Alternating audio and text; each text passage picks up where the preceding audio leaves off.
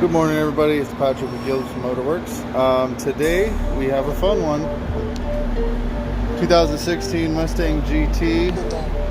It is mine. Love this car, but pretty much what we're going to do today, I've already dropped it 1.5 inches. I should have made that video on e-Bach sport lines. It was actually pretty easy. It took about 4 hours to install. Still haven't gotten alignment. Drive straight even after install. So but what we're going to do today is put the Ford Performance Pack 2 in. Only seen a few videos on it, so I figured I might as well pitch in. First thing, let me warn you, well, you always unplug your battery, of course, right? Well, I set my wrench right here just for a second, and I kid you not, it ate my ratchet, and I had to get a magnet and get down in there and get my ratchet back out. So be very careful setting anything down here anyways. I mean, usually use covers anyways. So all right, just gonna set that back over there for now. Anyways, so the first thing I'm going to be working on, it sounds like the biggest battle, is the sound tube. This is the sound tube. First thing I'm going to do is get this clip off, and we'll go from there. As you can see, I've got my pliers here. What you'll want to do, I will have to use my other hand, is you'll want to clip this with pliers and then pull on the tube as you have this clamp. When I got it off, but what I was doing is I was wiggling as I was pulling with my other hand to get that hose off. For this next part, after you get the clamp off, you'll want some kind of a body clip pry tool. Because down here you're going to have a body clip. Over here, you're going to have a little pin. You can push that in with your finger and pull on the tube as you push that out. So what you'll just do down here is you'll take your body clip tool. I don't think I'm going to be able to get this. Oh. Hey, you never know. And then you just kind of want to gently pry up on it until it comes out. As you can see, I pried up, it came out. I'm going to leave the clip in the tube, then we go to the next part. Just wanted to let everybody know, if you're wondering where you can get a clip tool, you can get them at any O'Reilly's, AutoZone, or local auto parts. What I've kind of been able to do, looking down in here now, is if you look straight down, right there's an orange stud, and that's where you gotta get that 10mm nut off. So what I'm going to do is I'm going to kind of take my hand, I don't know if you can see my arm, I'm going to stick it down in there and then I can get a reach in there. I'm going to try to get a small ratchet with a 10mm long and see if I can get it in there enough to start ratcheting that loose. So wish me luck. So I don't know if you can see, I have my arm down in here and I have it on this ratchet. And I've got a 10mm small ratchet with a long socket, and I'm literally just back and forth in it. It's not the most comfortable position, I won't lie, but it's getting it done, so that's one way. Won't lie though, this is gonna rub you the wrong way a little bit, so that's what I'm doing. You can see down there, it's far enough down the stud, I think I can take a short socket now. And what I've devised here, and I've seen this in another video, is just 2 extensions, small ratchet. What you do with your wobblies is you just take like electrical tape or something, it makes them a little firmer, they'll still bend, but they just don't wobble around like crazy. And what I'm going to do is I'm going to go like down to this angle and go in at the bolt that way and get it free. So let you know how that goes soon. Yep, so apparently I've got my ratchet here. I snuck it into that line and down there, and I am in on the bolt and it is turning just fine. So now that you got the bolt loose, you're just gonna pull on this sound tube and kind of wiggle it out, and boom, get that junk out of here. So what they give you to replace the sound tube that was in that hole is one of these. don't know if you've ever used one of these, but you see that lip? You're just gonna have to stick your arm back down in there and force this in. I don't even know how I'm gonna do that yet, but we will find out. So I got it in. The way I did it is I kind of just took my hand and slid it back down in there like so. It was a little uncomfortable for a minute, but you know, anytime you're in a tight space and your hand starts getting stuck, do not seize up, do not pull fast, just relax your hand, feel around where you're at, you'll be fine. That's what I did, just kind of popped it in there. So the next part of this is I'm going to remove the air box. The first thing we're going to want to do here is remove this clip. I don't know if you can see, this clip has a little red tab down here. Usually what you can do is you can pull on it and get that, you have to pull that tab back in order to free the clip. So what I do is I take a little flathead, I'll show you. So I'm actually just going to use my pry tool here, and I'm just going to show you guys. You just want to pull back.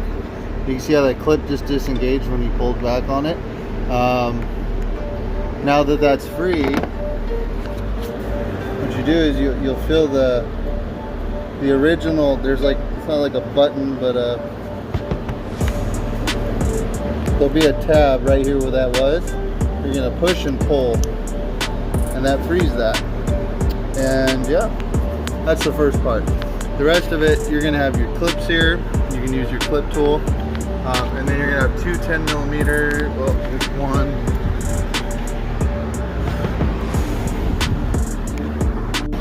Now that I have the map sensor removed by removing that clip, pulling back on it, and I use my tool to just unclip this connector housing right there, we're going to take this 10mm out, and then we're going to work on removing the PCB lines.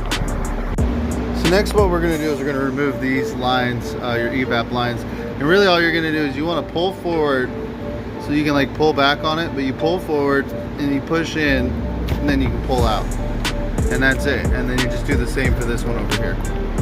As you can see, I've removed this line,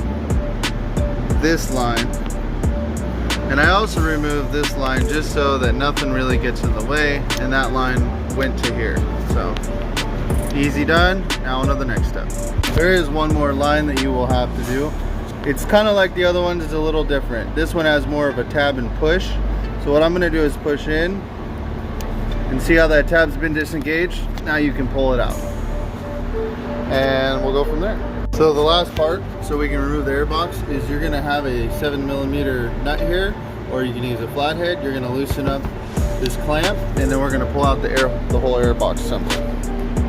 As you pull the box out, you will see that this has to pop out. Make sure your wiring, as you can see, is not in the way of the box, and the box just kind of slides out this way. So when you take the box, you're just going to slide it out, and boom, there it is. You have now got the sound tube removed and the box, air box. Now I think we go on to removing the throttle body. Again, we're running into one of these clips, and this one might be, this is for the throttle body. We have to unplug this one because we are going to be removing the throttle body to put the GT350 throttle body on. That one just unclipped for me, and this is actually cool because you can actually see where you push down on that tab and then pull out, and that's how that works. Just put that off to the side, and then these are going to be 8mm bolts. Kind of want to get just all that off to the side for yourself, and then we're going to remove the throttle body and just double check everything, look around if there's anything still in your way. If not, give it a go. Again, I'm just using my small ratchet, a large extension, and a number 8. The only one I was a little worried about was here. As you can see, if you use a long extension, it does clear the coolant tank, so that way you're not, you know, binding up the bolts or anything, and that's one way to do it. Once you have the 4 bolts removed, you'll remove it from the throttle body housing. And that's the old throttle body. As you can see, it was starting to get a little dirty. I bought this Mustang used with about 50,000 miles on it. One owner, always taken care of, taken to dealership. And that's kind of the way I wanted to go if I was gonna, you know, buy one of these cars, because I wanted it broken in. I wanted to be able to mod it. you know, and not be kind of too scared to get on it or whatever. So yeah, that's why the first upgrade I wanted to do that I could afford right now was the performance pack. We are talking about potentially pro charging Whipple, any of these. They do make them California legal now, so remember that when you go to get one of these, that you can technically supercharge one of these legally in California now. So anyways, once you have the 4 bolts removed, you remove the throttle body and put it back in the box of all your new stuff, and we'll start on the next step. A little bit of an update. My guys are here now, so they're blasting music, but I didn't get the gasket with mine, so we ordered a gasket from an older Mustang, and I stretched the gasket to fit. I do not recommend this. I'm still waiting for my order. They're gonna send me another gasket, but there is enough of a lip on there, I think it'll seal. So I'm gonna run it, still tune it, go for it, but just letting you know, always look in the box beforehand.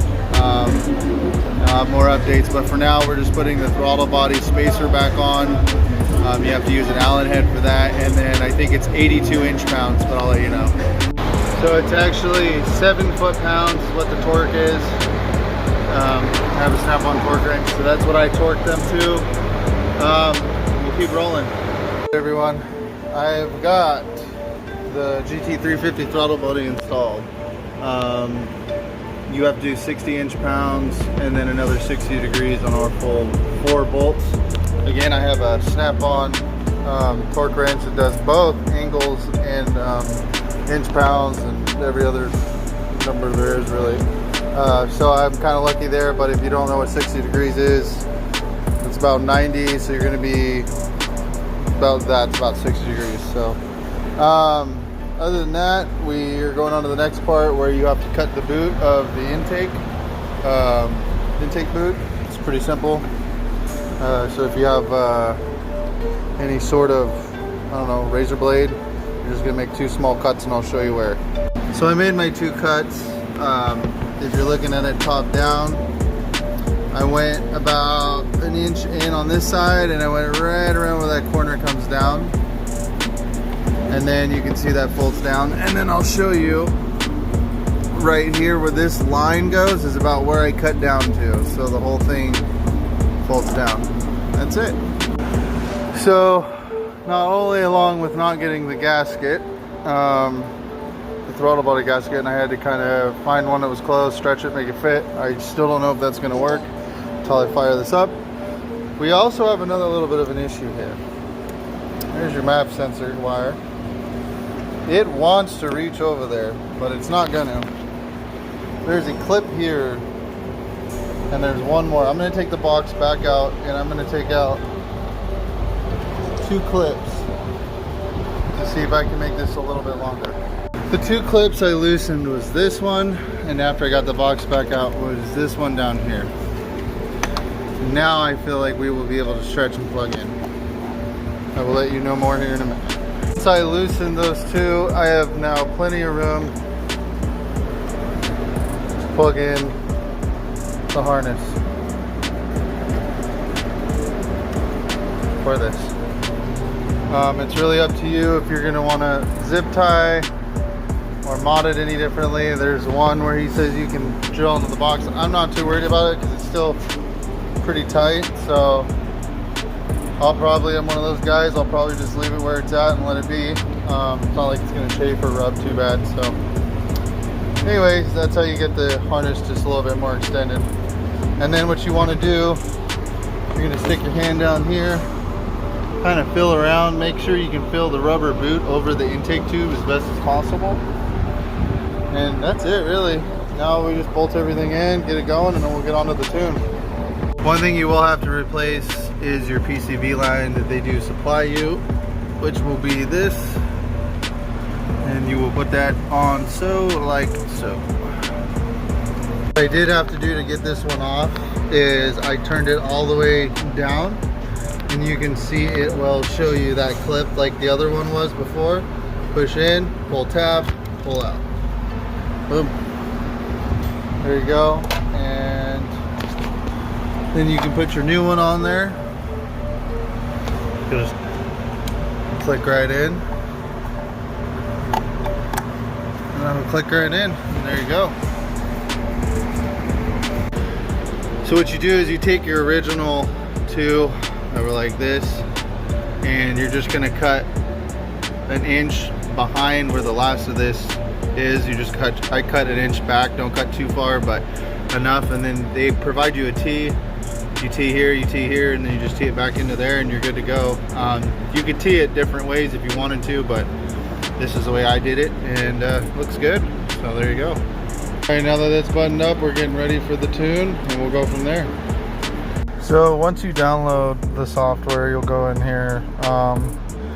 You've got to hit down, it'll say download. You enter your email, your password you created, your original code, and then it kind of just goes into the program file and loads the file up. You hit program. I attached my battery charger just to trickle charge, to try to keep it at more than 12 volts. Well, we're at 11.8, but as long as you don't want it to drop voltage too much when you're doing this. So yeah, other than that, it's downloaded, it's taking its time, and we shall see what happens. This tells you how long it takes, how much it's loaded the tune already. So anyways, I'm gonna load the tune and fire it up, and please dear God, like I said, I had a gasket on the throttle body that just, I kind of had to stretch one to fit. That was really close, and I don't know, we'll find out if it worked. So alright guys, I'll let you know. Well, the first thing I'm gonna say is make sure everything was plugged in. My map sensor was slightly unplugged. We got the tune on there, dude, and it's bad, girl. Now, I mean, this thing is like, there's backfires. This is cool. You know, I don't know. I mean, I'm loving it. This is amazing. So, wow. Okay.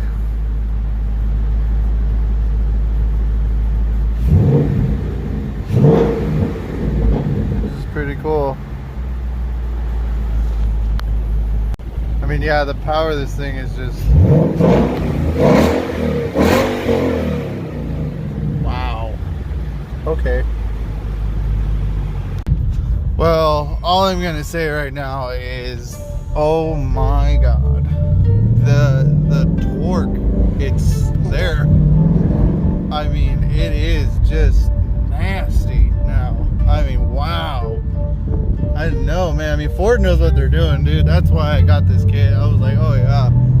I mean, third is now like, I used to roll around in second at low RPM, and I can't now. Third is the new low RPM. I mean, dude, it breaks traction first. It broke traction in second. And then it was like, okay. And then third was just like, I'm right here. I'm like, oh, wow. I mean, wow. This is a really cool, impressive kit. I am very impressed. This was worth all the money. Yeah, I'm totally amazed. You got to get one. It's amazing. I'll get some buddies with me, do some polls, and throw those up on YouTube too. All right.